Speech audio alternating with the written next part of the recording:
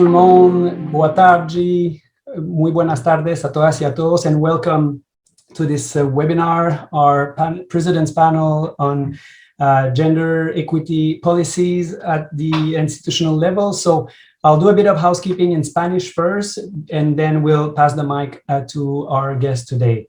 Muy bienvenida a todas y a todos en esta actividad en el marco de nuestro segundo Congreso de Políticas Universitarias del espacio de mujeres líderes y MUYES de la OUI.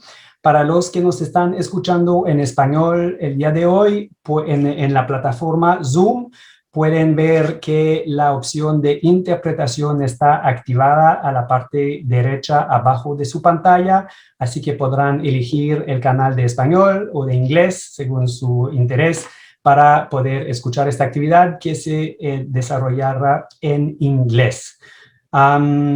So that being said, together with me are 4 Canadian university presidents. It was very important for us within the framework of this second EMULIES EDI Symposium to hear the voice of Canadian leaders. And who better than our Vice President for OUI Canada, Joy Johnson, as President and Vice Chancellor of Simon University to lead that panel. So without more, Joy, I thank you for the time and the leadership of that activity, and I will let you with your all-star panel for the activity. Well, thank you very much, David. It's really a pleasure to be here today. Let me begin by saying good morning and good afternoon to all of the participants. Buenos dias, buenas tardes. It's wonderful to have you all joining us today. I want to acknowledge that I am speaking today on the unceded traditional territories of the Musqueam, the Squamish, the Tsleil-Waututh, and the Coquitlam people here in British Columbia, Canada. These are the Indigenous people's lands that I'm acknowledging, and it really is a pleasure to have our 3 university campuses located on these lands. As David mentioned, my name is Joy Johnson, and I am the President and Vice Chancellor of Simon Fraser University. And it's such a pleasure to be moderating this panel today. I want to welcome all of you to the session, Institutional Policies on EDI, a Canadian President's Perspective. You know, I certainly didn't imagine when I took on the role as president last September that I'd be starting my term in the midst of a global pandemic. But I think we have all witnessed how much the pandemic has shone a light on the deep inequities in our society. And I think it's also, for us in Canada, really pushed us to think about how we have a responsibility to repair relations between settlers and Indigenous peoples. As a white settler myself, a woman, a member of the queer community, I certainly appreciate the remarkable contributions of people of all backgrounds. As a leader of a large institution, I recognize that a diverse workforce is critically important for organizational growth. Diversity isn't just how an individual identifies themselves based on religion, sexual orientation, economic background, political perspectives, and so forth. It's also having a mentality, an organizational mentality or culture that is accepting of all experiences and perspectives. And this is what really is important, to make sure that we have all voices heard. This applies to leadership roles as much as it does to the entire university, all levels of the university. I think we all recognize the importance of diversity. It has many benefits, and I'm going to just name a few based on my observations. Diversity can improve our internal processes. It can make sure that, as I mentioned, many more voices are heard and people are recognized. It can help us increase innovation. When we bring different experiences and ways of knowing, we can be more creative, more original, come up with better solutions. It also helps us bring different skill sets to the table, different ways of understanding. And these are really very important for an organization to function and to thrive in a rapidly changing world. I think we also recognize that diversity can help build a stronger organizational culture and really help, as I mentioned, ensure that everyone feels included and valued because they see themselves in the institution. Finally, I think that inclusion and diversity can facilitate an organization's ability to connect with the outside world, to engage with our partners, to be integrated with our communities. And that is also so very important. And because of this, for me as president of SFU, I really have made equity, diversity, and inclusion a priority. We really have been working hard over my term to look at ways that we can make sure that Simon Fraser University is a more inclusive university where everyone is welcome.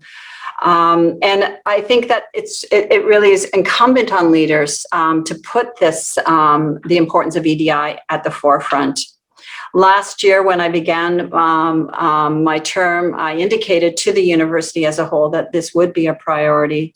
And over the last 9 months of my term, I've been focusing on having conversations about inclusion, diversity, equity, anti-racism with our faculty, staff, and students and community members. And we've been hearing from them about the importance of EDI. We've been hearing from our community about their concerns. But as important as it is to hear from people, action, I think, is even more important. And so certain commitments that I've made is to create a new executive position at Simon Fraser University that can help to advance EDI on our campuses. This position will be responsible for creating an EDI action plan for the university to support our community to develop anti-racist and anti-oppression initiatives, and to really integrate equity and inclusion across our teaching and learning as well. In addition to that, we recognize that we really need to think about ways in which we can lift up opportunities across the university for equity, diversity, and inclusion. And I have to say that while SFU is doing this work, I recognize that this work is also taking place across Canada. Canadian universities are recognizing more and more that universities play an important role in addressing our most pressing global challenges, as has been evidenced this past year, and have recognized that diversity is a critically important part of being equipped to address these challenges as we move forward. In terms of addressing equity, diversity, and inclusion, I think we all recognize that there are a number of challenges that universities face. In Canada, we've recognized, for example, while there's a lot of good news, we've recognized in a survey conducted by Universities Canada that universities are prioritizing EDI action plans. They're developing strategies and policies. And this survey of universities also suggests that 77% of Canadian universities are currently referencing EDI in their strategies and action plans. But this survey also has revealed that there are challenges for all of us. There are challenges in relation to making sure that we have adequate resources and to address EDI, to develop the structures that we need. Also, there's been a recognition of the difficulty many universities are experiencing attracting and retaining diverse talent, including and particularly in senior leadership roles. So this is really important for all of us to be thinking about. How can we overcome the challenges that lie ahead? Right now in Canada, 60% of senior university leaders identify as belonging to one of the equity deserving groups. And so while we've made progress in that regard, I think in particular, we're recognizing that racialized people represent only 8% of our leaders in Canada. And so that demonstrates, again, the work that we have ahead for all of us. And so that's what we need to do. We need to be thinking about our opportunities, ways that we can integrate EDI principles and policies and practices into our research, our learning, into our alumni relations and our community engagement. It's a challenge. It's certainly a challenge that I think that many of us are addressing, and I'm really particularly excited to have this opportunity to talk to all of you today and to be joined by an incredible set of panelists. So let's get to our panelists. I'd like to introduce them in order in which they're going to be speaking. Our first panelist is Dr. Maura McPherson. She is the President and Vice Chancellor at Lakehead University. And prior to taking on her role as president, Maura served as Lakehead's provost and vice president, where she provided strategic leadership for institutional visioning, for academic and community connections, international recruitment and partnerships. Maura holds a PhD specializing in applied biomechanics and is a sought-after scholar in the field of applied kinematic and biomechanical skill analyses. Really pleased to have you with us, Maura.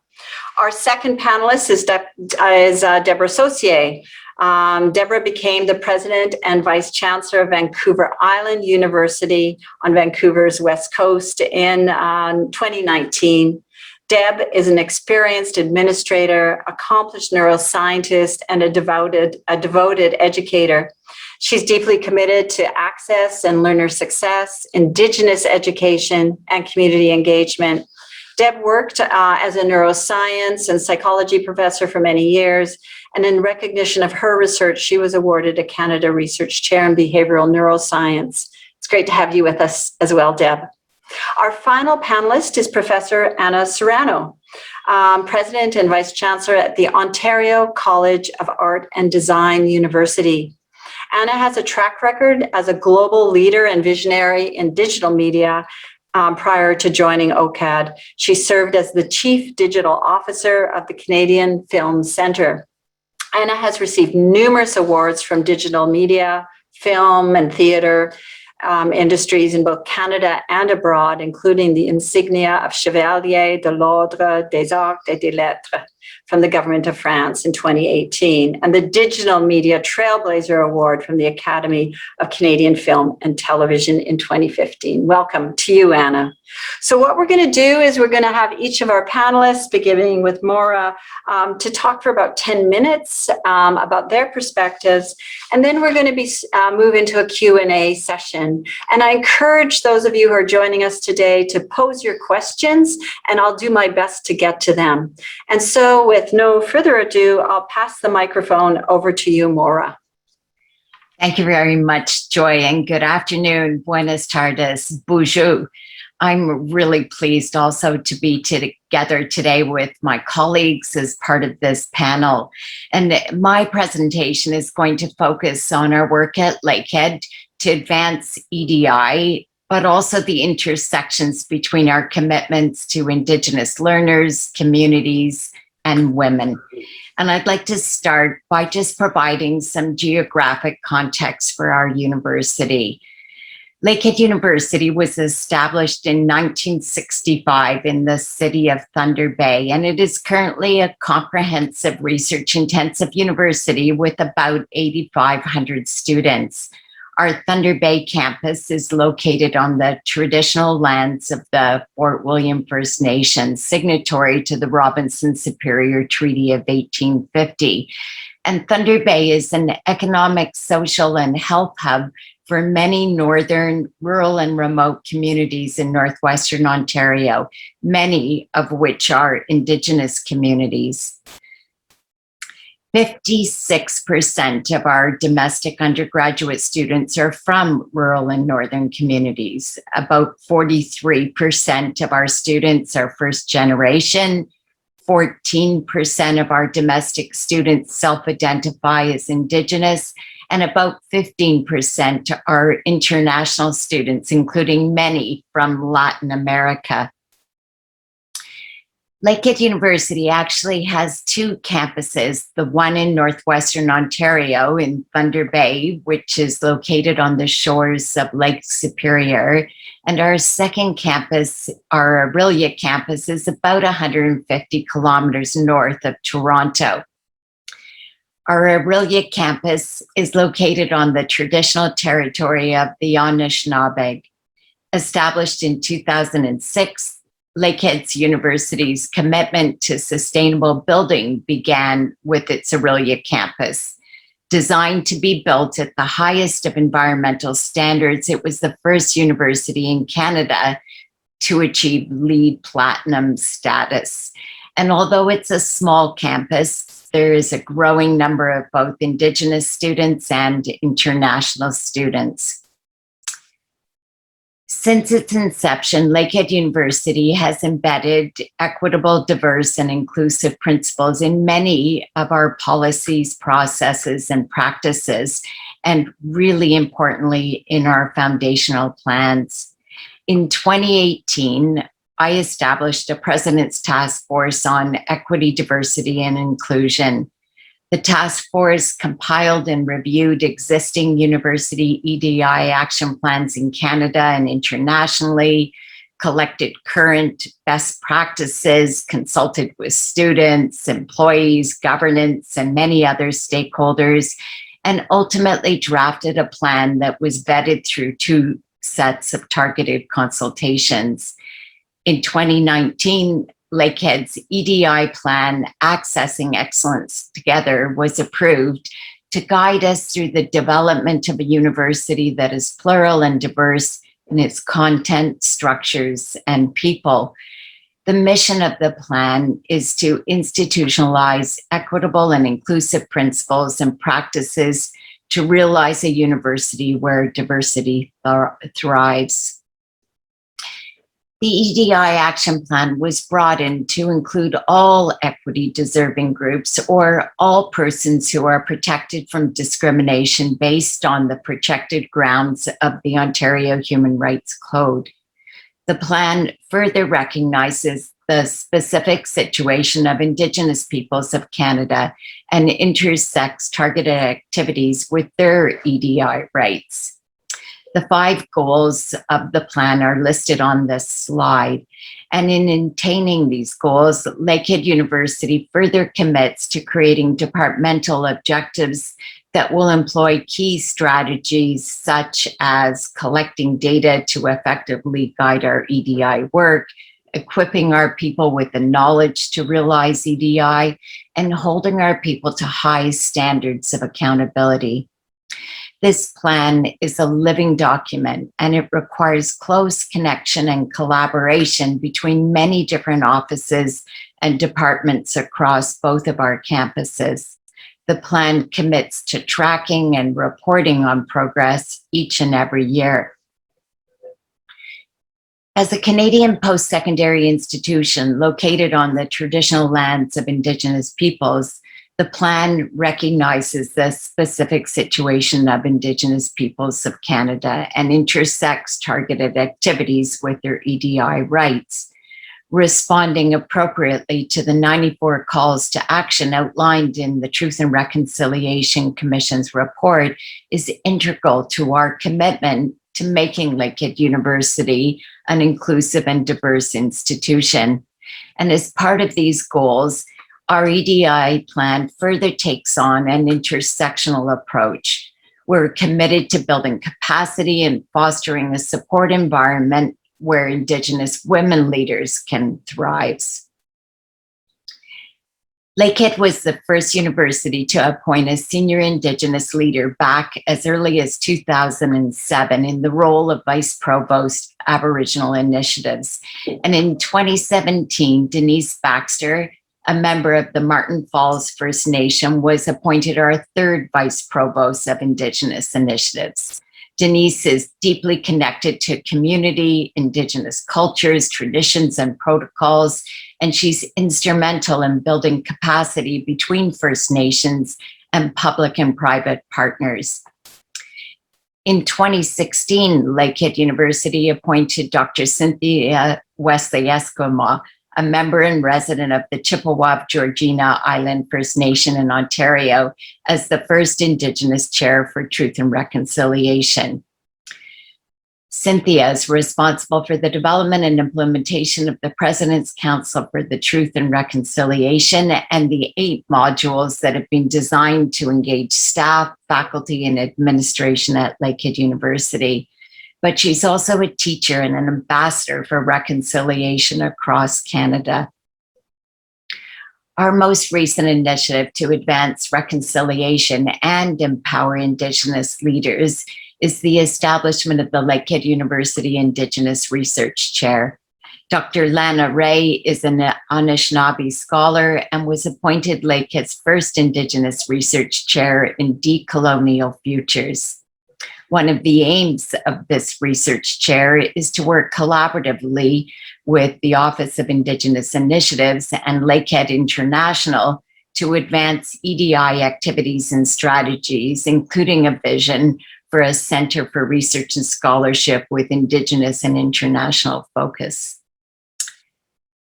Evolving from what was called the Aboriginal Management Council, in 2020, we conducted an extensive review and a revision to the bylaws to create what is now named the Ogimawan Indigenous Education Council. In alignment with the university's strategic and academic plans, next slide please, David, the OIEC shares the interests and concerns of the Indigenous communities and serves as an advisory council to the president and channel for communications between Indigenous communities and the university. Members of the OIEC meet together, and the mandate is to work with the communities, with the president, to discuss and advise on issues related to post-secondary education opportunities. Next slide, please, David. Lakehead University recognizes the wisdom of elders and Indigenous community partners to help inform decision-making, research initiatives, and academic programs. Moving to intercultural exchanges. In 2012, Lakehead participated in the inaugural group of Canadian universities that evolved into a consortium working with intercultural universities in Mexico to compare and contrast challenges and to propose solutions. In accordance with the goals of Lakehead's EDI plan, these different programs have provided opportunities for our faculty and our students to collaborate and exchange Indigenous ways of knowing and learning. In 2017, Lakehead University and CONACYT signed an agreement that included carrying out activities to strengthen the presence of Indigenous women in graduate programs in Mexico. CONACYT financed special English programs for Indigenous women at Lakehead University, and over the last 4 years, several groups have participated in these programs from 4 different states. Finally, I would like to say thank you, and I would also like to acknowledge the support of our Associate Vice President Research, Dr. Batia Stoller, for her significant contributions to this presentation today. Thank you, Miigwech. Thank you very much, Maura, for that presentation. So many great examples there of moving equity, diversity, and inclusion work forward. Let's turn it over then to Deb Saucier next to talk about her experiences. Sure. Thank you, Joy. Buenas tardes, Wachie. I'm coming to you today from the unceded land of the Snuneymuxw First Nations, and I'd just like to thank you all for inviting me here and acknowledge the amazing folks that I'm on this panel with, so thank you. As you heard, my name is Deb Saucier, and I'm here at Vancouver Island University, which is a smallish regional university on the west coast of Canada that focuses on access. We pride ourselves on our efforts to include those who may be left out of a post-secondary education in other circumstances, and we believe that excellence is defined by who we include and how well they succeed, rather than traditional values of exclusivity. We focus on broadening access and breaking down barriers and opening the doors to post-secondary education, allowing people of all abilities and skills an entry point to a good life. And a good life is really important to me because although I identify as a cisgendered woman and my pronouns are she and her, I am a member of the Métis Nation of Alberta, a recognized Indigenous nation in this place we call Canada. And when speaking about EDI, I'm really, thoughtful about the statistics that Joy presented. It might be tempting to believe that Canada is a nation of women presidents, especially with a panel of only women presidents today. But that's not so. Only 25% of presidents in Canada are women. And at any given time, if we lose one or get one, the numbers are relatively small, that number can bounce around between 20 and 30% at any given time. That isn't to say, though, we haven't moved the dial in representation of women in the academy in Canada. With respect to the inclusion of women, in 1978, 10% of all faculty in Canada were identified as women. And now that number in our last census in 2016 had moved to 40.2%. So we're making progress. But 25% of women presidents is not the same as 40% of all women professors, right? So there is an issue here. And we know that we can do more when it comes to other equity deserving groups, people like Indigenous folks, racialized people, people with disabilities. Joy went over some of those statistics earlier. But I think we can learn from the successes of women in Canada to give us clues about how to get there for these other groups, including the significant increases in the attainment of advanced degrees among these equity deserving groups. And look at the programs that were specifically developed, including those of the tri-agencies and the federal government, to promote the participation of women in science, technology, education, or engineering and math, the academy, and in leadership. These initiatives required universities to commit institutional resources that both Joy and Moira have spoken of already today. And I would argue that although they're scarce and nobody has enough resources ever, that's actually the easy part. The harder part, I think, is to figure out how to do the same for other equity deserving groups and do it more quickly. 1978 was a long time ago, relatively speaking. And to do that, we need to examine our behaviors, our beliefs and perspectives and question them. We need to determine how universities can promote equity and inclusion for our community. And I think, and perhaps that's because I work at a primarily undergraduate university, the first step is to look at our learners and recognize that there are barriers other than identity.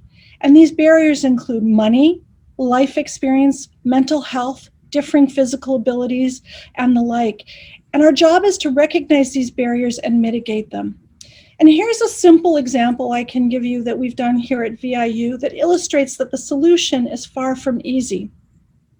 In Canada, we know that children who have spent time in foster care, which is a form of state-sanctioned custodianship of children, they often wind up as adults incarcerated, addicted, and living in poverty. And actually, fewer than 5% of these individuals go on to finish a post-secondary credential of any sort. That one thing we know, though, education is the only thing that's easily controllable in the social determinants of health to promote resiliency amongst these folks. And yet less than 5% of those folks actually complete these activities. To react to this, VIU decided to waive tuition for these learners. And since its inception of the tuition waiver program, more than 250 students have enrolled and nearly 70 have graduated. But we learned really quickly that the program needed to do more than waiving tuition. We listened carefully and we found there were other barriers that these learners faced, and that they needed the supports of peer support navigators who work to create social connections, remove barriers, and connect students with services in real time as they need them. Other ways we can remove barriers is by examining our physical spaces. I look to my colleagues here because they share my pain on this one, but VIU's Nanaimo campus is literally built on the side of a mountain. We have 409 steps from the bottom of our campus to the top, what I like to refer to as our free fitness plan. And that's the short way from the top to the bottom. And so in partnership with the Rick Hansen Foundation, we've made significant improvements to our accessibility, some small and some large. However, Dr. Dirksen, the chair of our accessibility committee, says that it's the hundreds of these little changes that add up to making the whole campus much more accessible for a wide range of people. We've also, like Joy and Moira have already spoken about, committed ourselves to seeking to understand the diversity of thought, identity, and experience of everyone at VIU. And in doing so, we're proud of the work that we're doing with the Dimensions pilot project, something that was championed by former Minister Duncan in the federal government. The Dimension project commits us to build an EDI action plan, which is almost complete and will launch this fall, and will include policies and structures that celebrate diversity. We've launched workshops for all employees about implicit bias, and we've launched widespread anti-racism response training, all so that we can equip our community with the tools we all need to support and complement our EDI work. And this is, I think, at the heart of it. It tells our community that equity, diversity, and inclusion is not just something we talk about. It's actually something we do. It's part of our culture. It's part of who we are. And this is a huge step from where I started as a first-generation intersectional graduate student who really didn't see myself represented at the school I went to. We've moved mountains. And more is coming at us daily, and we'll continue to address ongoing racist and phobic incidents. I need only to look at the events of this week in London on Sunday, or the discovery of 215 unmarked graves of children who were killed at the Kamloops residential school. We could be overwhelmed, but this is important work, good work and challenging work, work that elicits feelings that many of us aren't comfortable with. Rage, anger, denial, hurt, disbelief. When we witness these stories and our reactions, though, we honor and recognize and hold this space for others, recognizing that in this place of conflict is a place where we can grow. So I'd end my conversation with you, this part anyway, with a quote from a friend of mine, Dr. James McCocus, who is an Indigenous physician on Treaty 6 in Edmonton. And he says this, and I think it's beautiful. Racism is hate. The opposite of hate is love. How will you infuse love into your organization? Thanks so much. Well, thank you ever so much, Deb. So many great lessons. How will we infuse love into our organization? And EDI is something that we do. Absolutely, totally agree. Can't wait to get into the conversation. But I want to have one more person join our conversation before we open it up for questions. And I will pass the mic now over to Professor Anna Serrano. Anna, can't wait to hear from you. Thank you very much, Joy, and so great to follow. I thought this was a really perfect way of curating the talks because my brief remarks really follow on to this notion of how do we bring joy to what we do, because I think for many of you out there in this Zoom world. You can see that based on what Joy and Moira and Deb has already spoken about, we take EDI quite seriously in Canada, and we've done quite a bit of work in terms of how we can push it forward. And indeed, before joining OCAD University, and I just joined them this July, so I'm just sort of heading into my first year. The reason why I was actually curious to jump from being in a highly dynamic, not-for-profit sort of startup ecosystem space into higher ed was because of OCAD University's academic plan, which really focused on their commitments to decolonization and equity and diversity, inclusion and sustainability. And this was written in 2017 as the sort of response to the Presidential Task Force on Underrepresentation of Racialized and Indigenous faculty and staff in the university. So OCAD, like Lakehead, like VIU, Vancouver Island University, and SFU, have been committing to all of these types of practices. And so what I'd like to share with you today is really some observations as a new president walking into an institution that has already made these commitments, and what I think we all can kind of learn from moving forward, as all of you across South America and beyond are also grappling with these same issues. There are three things I want to talk about. The first is really that what we're talking about, which can seem almost like in some circles cynical with the overuse of the term equity, diversity, inclusion, or EDI, really is about structural and cultural transformation.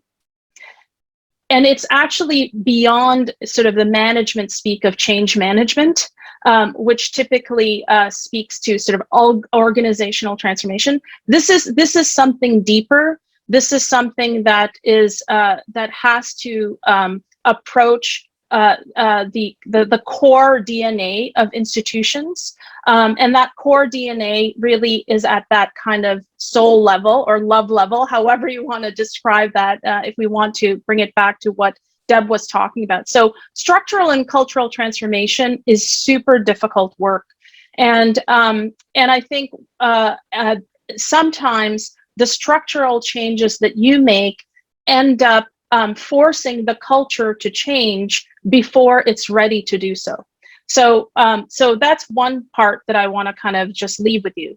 The second part is because of this type of deep-seated level transformations that are taking place, you can't really, not a single kind of body can own that type of transformative work. So distributed leadership is really critical. And distributed leadership is something that I think is, again, can't be a top-down kind of mandate, because the point is that everyone needs to feel ready to lead that type of work, and not everyone in an institution is ready for that, right? So then the third piece that I think is part of one of my observations around this is that this is really uncomfortable work.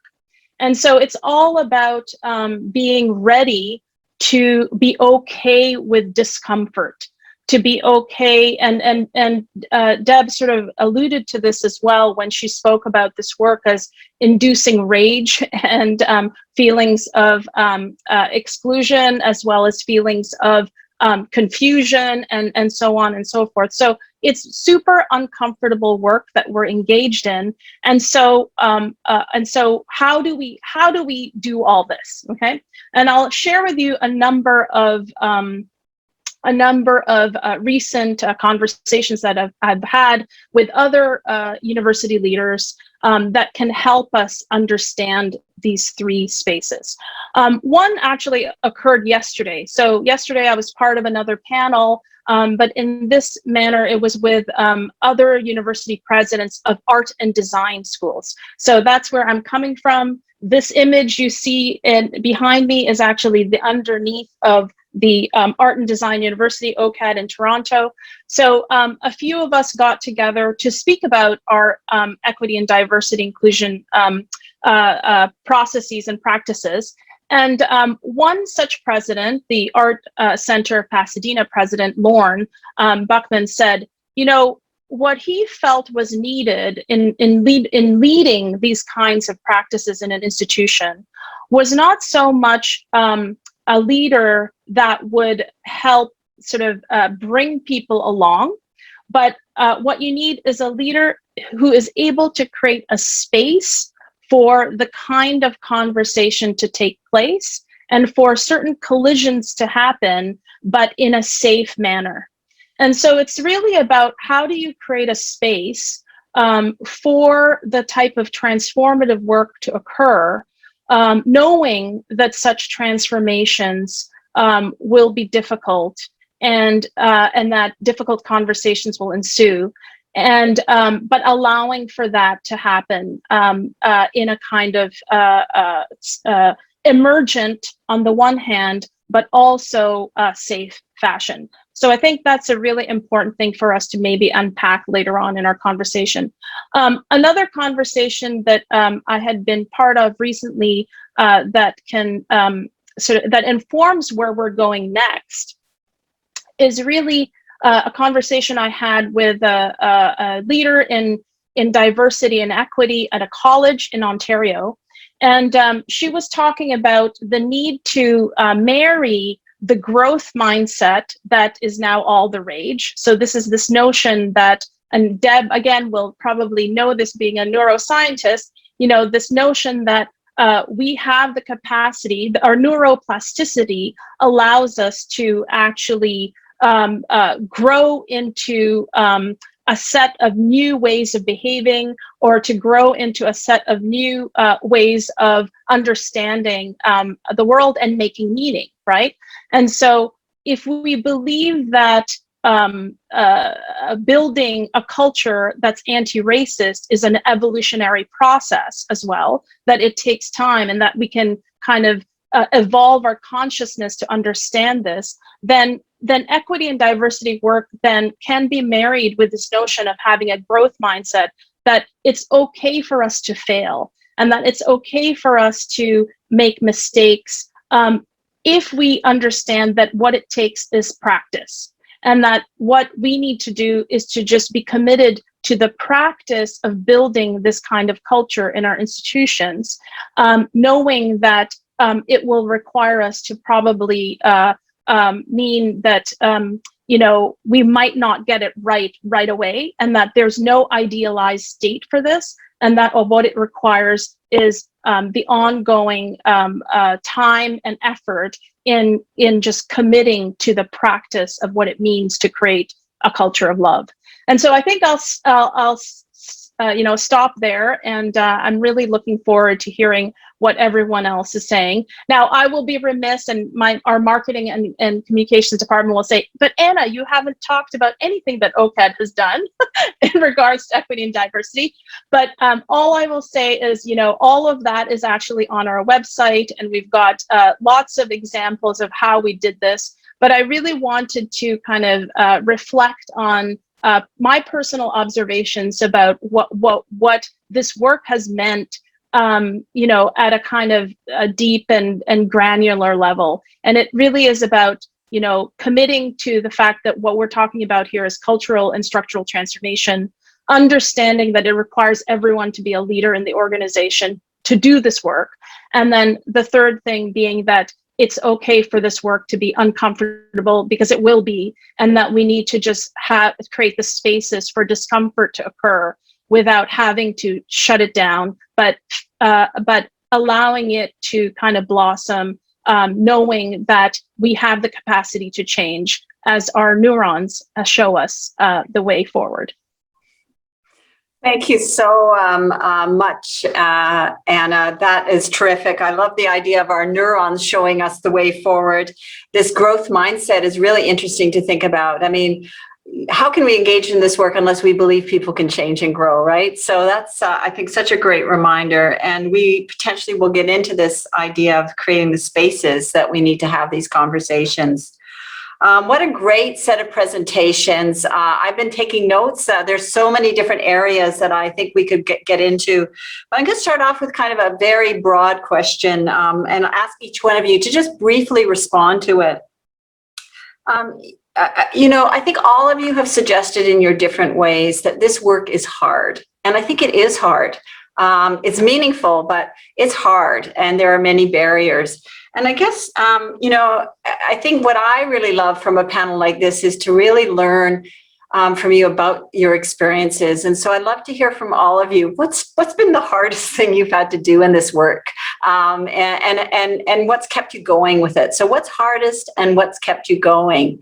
I'll give you a second to think about that. And Anna, since you're on my screen right now, I'm going to start with you maybe. What's been the hardest about doing this work?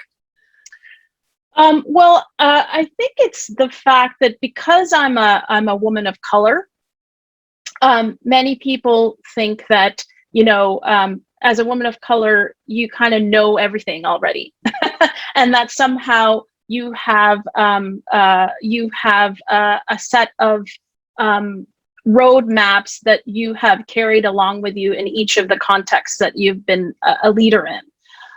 But the reality is that each context is different, and that and that this work is never done. And so as a result, it's really important to be able to say that we don't know exactly where we're going. And I think that's the hardest part around this issue, is there's so much sort of spotlight on this very, very important work right now. And our culture is such that, especially in academia, you're seen as sort of the ones who are the knowledge keepers or the knowledge holders and the leaders who understand how to do this. And our tendency is to kind of step into that role and say, yes, we know exactly what we have to do. When in fact, I think what's really important, and this is was part of the conversation we had actually yesterday at ACAD as well, what's important is for us to be able to say, we're not quite sure how this is all going to work itself out. We know that it's hard work, but it is still important, and to allow the community to be okay with that kind of answer. Thank you. That authentic leadership element really comes in then. That's fantastic. Mauro, how about you? What's been hardest about trying to lead and you've made so many changes at Lakehead. What's been the hardest thing from your perspective in doing this work? Well, I think as I was reflecting on the question, of course, while Anna was answering it, and I think the hardest thing is being patient. And the comments that we've heard Anna and Deb say and highlight the importance of the ongoing commitment and the steady work, and that we can grow and change. And yet, I think we all want fast, instant results, not only for myself, but for my team, for my executive team, from our leaders across the campus.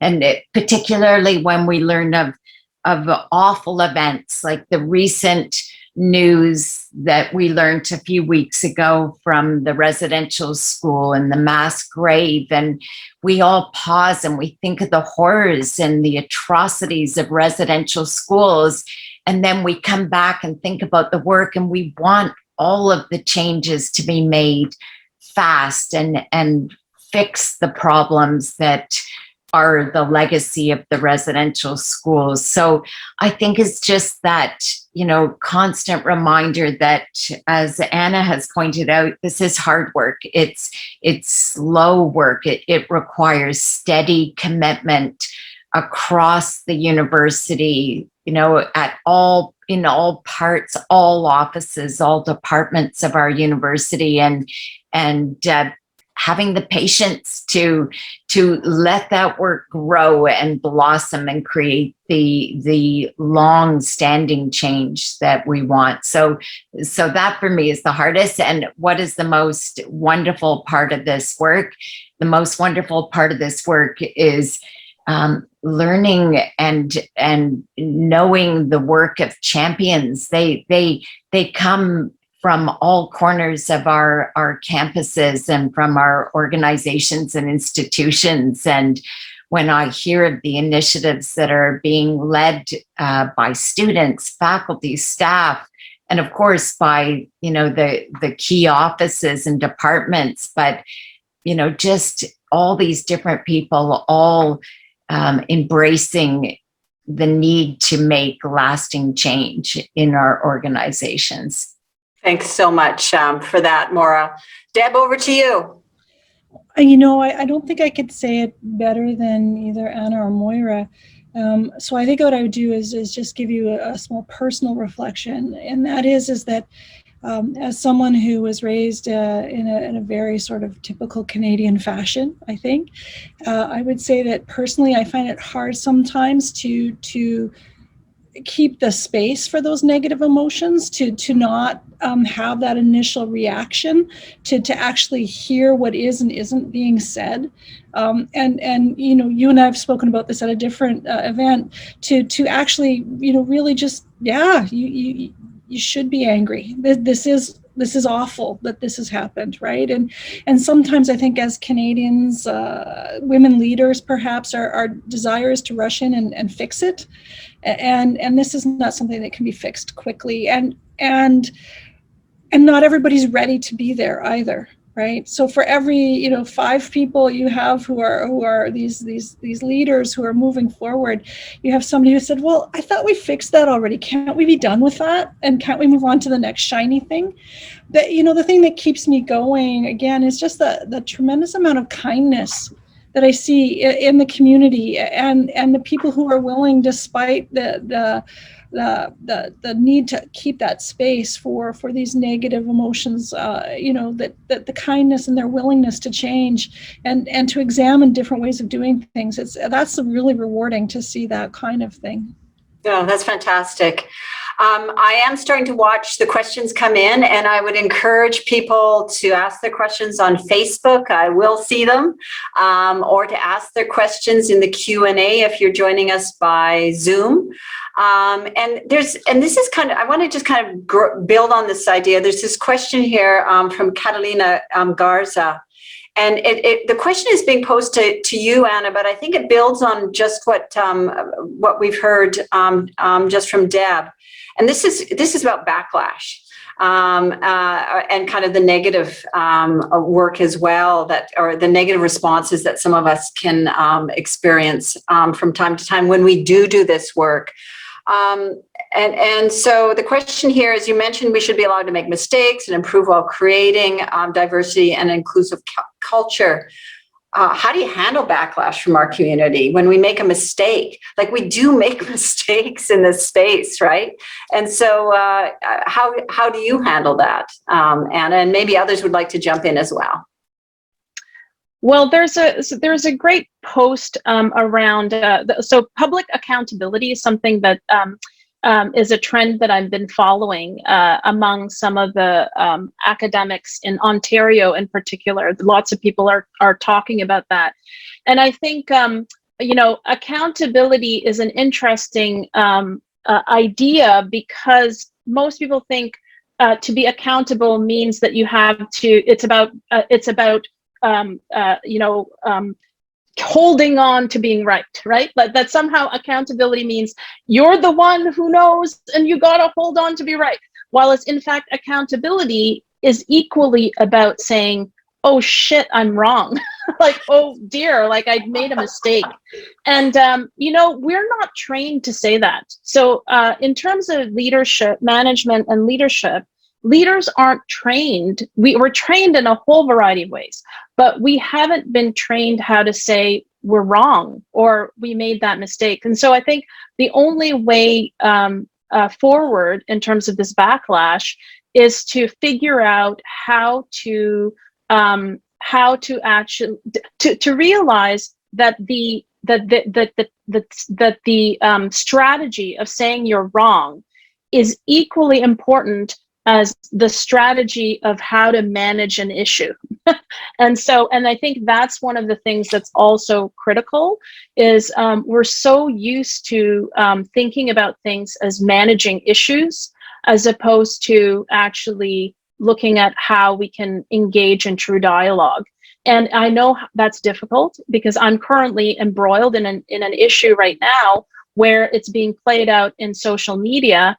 And social media doesn't allow for dialogue to happen, right? So you'd revert to issue management types of tactics when in fact it's really important to figure out a way to find a channel in which you can have a true dialogue occur. So that's the other strategy, is figuring out what those channels are, and then figuring out how you can think of saying, backtracking and saying, yeah, we made a mistake, and this is now what we're going to do to address that. Thank you so much for that. Social media has added a complexity to this work that I think none of us ever thought, would exist, I have to say. And it really adds additional challenge. There's another question here, and this is really about just the enormity of the agenda. And I'm going to just pose it, and then I'll see who, put your hand up if you want to be the first, otherwise I'll call on you here. In considering EDI and the many equity deserving groups, how do you prioritize the groups facing social oppression? Where to begin? Like we've got, and we've talked about this, that there, it's a huge agenda. And in Canada in particular, I think that often, and we'll maybe come into this a little bit, I don't want to just think about our work that we need to do on indigenization, reconciliation as coming under EDI, but it's also part of the story here. So maybe, I'll start out with you, Deb. Like, how do you prioritize? Like, or do you? Like, how do you manage all of these competing agendas? Yeah, Joy, that's the $10,000 question, or maybe the $10 million question. I have to say that I always keep my eye on the long game in this particular area. I always go back to making value-based decisions when trying to figure out what we should or shouldn't do. And that hasn't led me too far astray, but to Anna's point, sometimes something comes up out of the blue and you're like, oh gosh, I didn't see that coming for a mile away. And Anna's right. Sometimes you just have to say, wow, I did not think of that. But if I was going to give a strategy, I would look to the strengths in your community.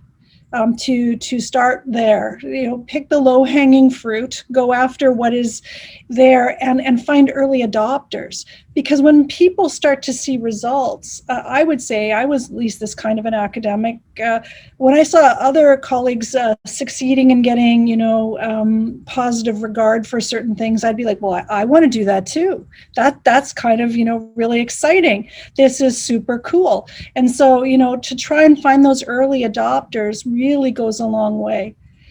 And then sometimes as a president, you just have to put your foot down and say, no, I'm sorry. This is actually our priority. We have committed to meeting the calls to action of the Truth and Reconciliation Commission. And that's why this group is ahead of others, right? So there's this sort of mix of pieces here. But often I think the hardest part to deal with is intersectionality. Right. I mean, I'm an Indigenous woman. Anna is a person of color. You're a member of the queer community, and so on and so forth.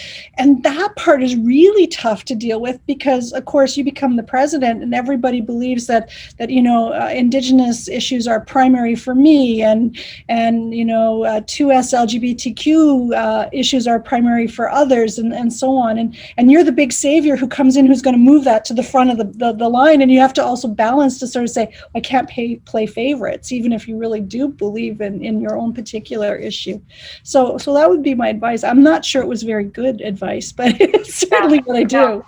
Yeah, it's certainly complex. Maura, I think I saw you trying to jump in on this one as well. Yeah, I'll say a couple of things, although I think Deb did a great job there. And when we were developing our EDI action plan, we actually had some similar pieces to the story in place that Deb has referred to. So first of all, we had, as part of our core commitment, our mission of our university, a commitment to Indigenous learners and to Indigenous communities and to partnerships with Indigenous leaders and communities. And of course, we're sitting in a territory. We have 90 plus First Nation communities north of us.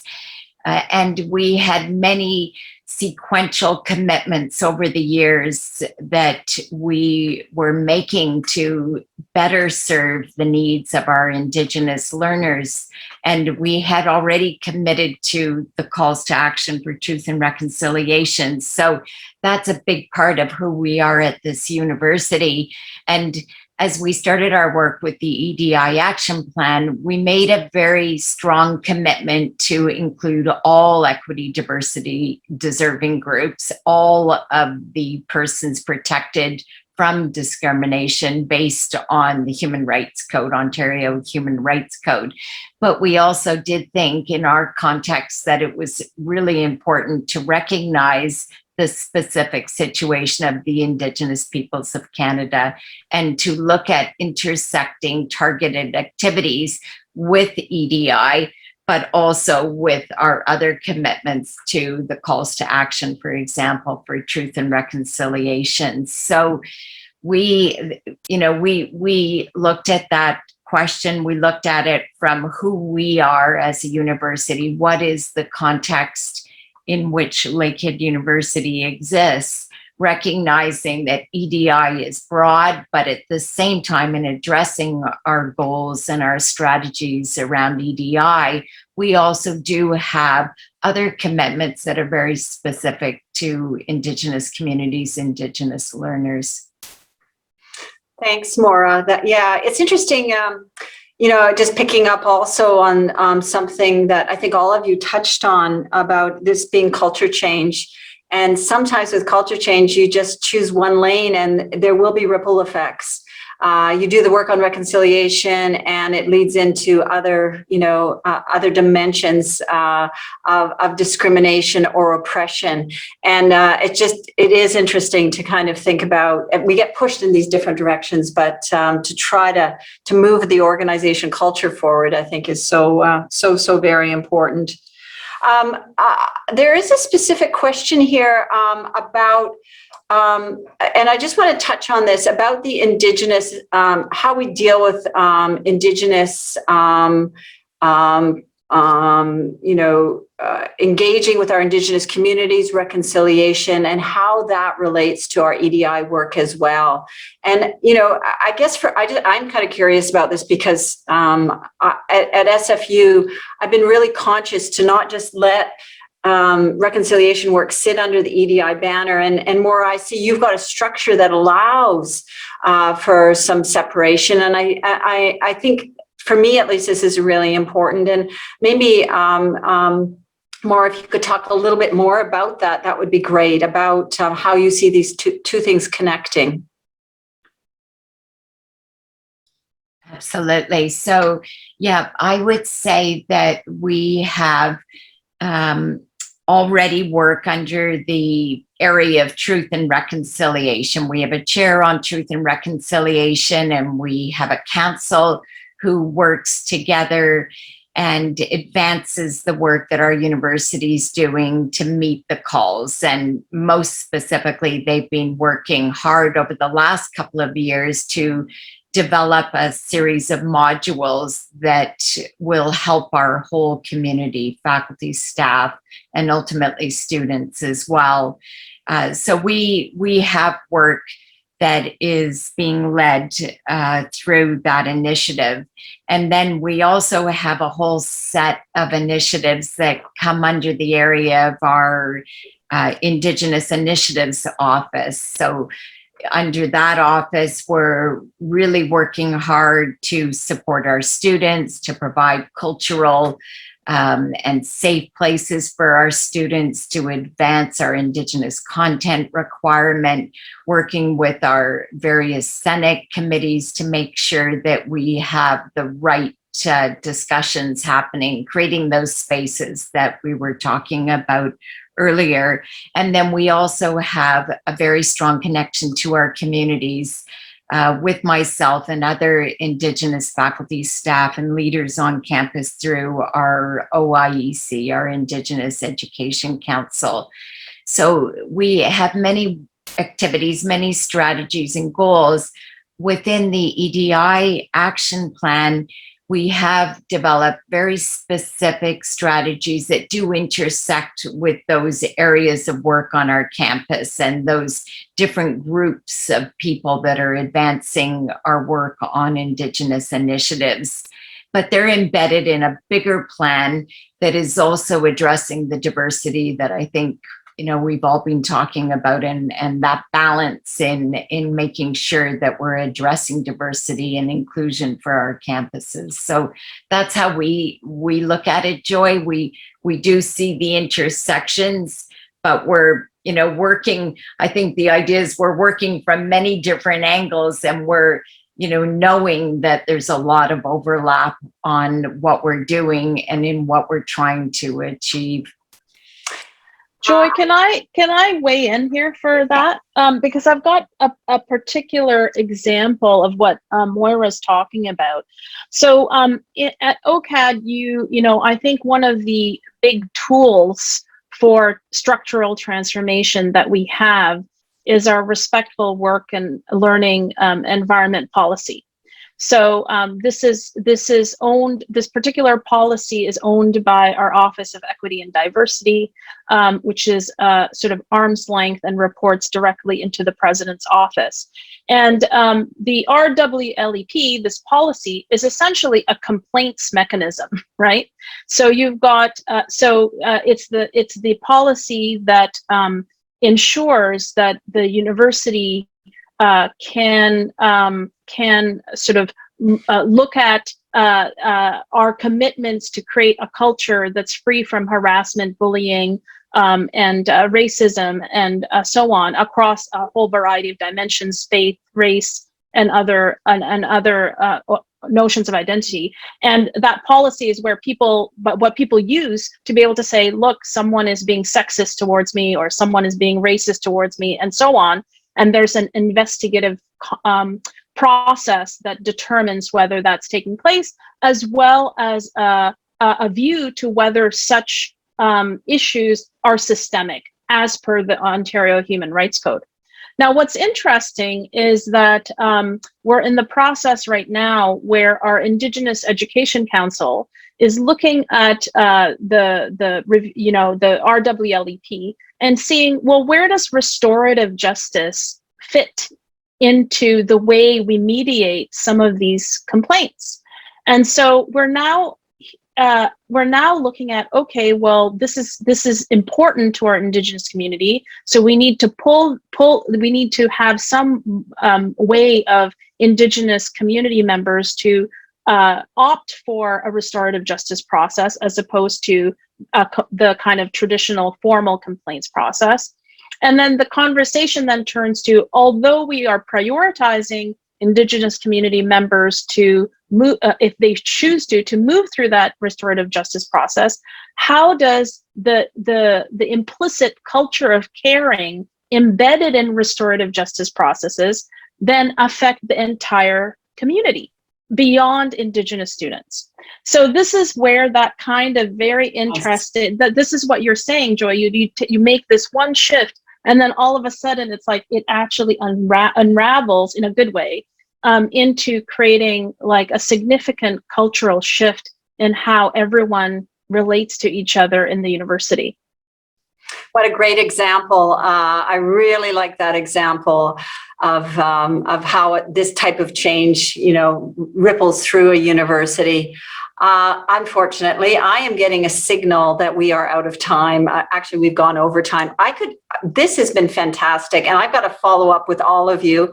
And I've got the feeling those joining us today as well will be following up with you. We have learned about the importance of structures. We've learned about the importance of process and holding space. And we've talked about the important outcomes that we all hope to achieve. I'm inspired by all of your leadership. I want to thank you ever so much for joining us today. And I want to thank David Julian for bringing us together. I really enjoyed myself, and I feel honored to have hosted this panel. And I will pass it back to you, David. Thank you so much, Joy, and a very special thank to the three panelists. I definitely take away to bring some soul and commitment to our management strategies. That was very inspiring. I just want to wrap up saying that, we'll leave the EDI Symposium participants maybe grab something to eat, because I know they have some work in the afternoon, but I want to take advantage just to mention that part of that discussion will continue tomorrow with the idea of bringing together Indigenous communities from different countries. We will be in Ottawa for I guess, my first hybrid event in the Embassy of Mexico in Ottawa, celebrating the life and career of Roberta Jamieson with the conferment of an honorary doctorate degree from the Universidad Veracruzana, who's actually hosting and leading that EDI Symposium this week. So it's an invitation for all of you. It's 4 p.m. Mexico, 5 p.m. Toronto, I guess 2 p.m. On the West Coast. So if you received the info for today's event, I guess you received that one, but we will see you tomorrow. Once again, muchas gracias to the panelists and to Joy for moderating it, and we will see you all very soon.